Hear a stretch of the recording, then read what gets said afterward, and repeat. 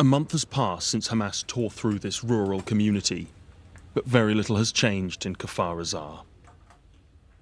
For now, it stands as a monument to a massacre that has shaken Israeli society to its foundations. We're just a couple of kilometers away from the border with Gaza. There's outgoing artillery all the time, and this is one of the kibbutzes, one of the communities that was worst hit on October the 7th. More than 100 people died here in this community. Now, of course, the bodies have been taken away, but you can still see the remnants of their lives all around.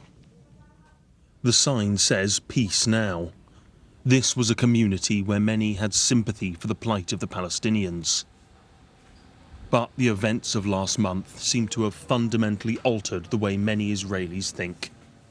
And their military is now committed to destroying Hamas entirely. It's for the betterment of their civilians and ours. It's a hard price to pay, as we can hear. The one thing we're committed to doing is to destroy them. Nothing is going to be possible if it's not happen.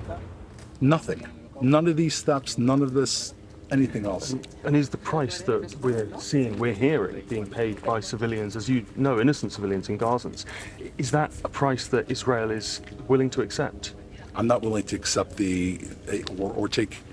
or try to justify the death of any civilian. I think it's horrific. I see a child, a parent, I see the TV as well from their side. I think it's horrific. I take a deep breath and I understand that the only way this isn't going to happen again is by destroying Hamas. It's a horrible, horrible situation to be in. No Israeli wants to be here.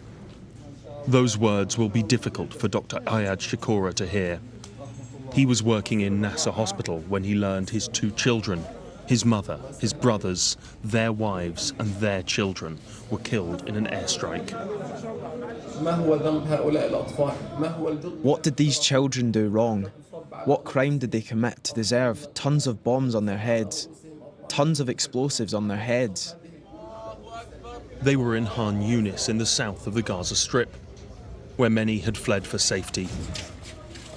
Israel accuses Hamas of using civilians as human shields, of firing rockets from densely populated areas, of inviting death on their own people. But there is growing international criticism of the way Israel is fighting this war. Nothing justifies the horror being endured by the civilians in Gaza. People in Gaza are dying in their thousands, and those alive are suffering from trauma, disease, lack of food and water. The level of death and suffering is hard to fathom. But those criticisms are seemingly not deterring Israel from its chosen path.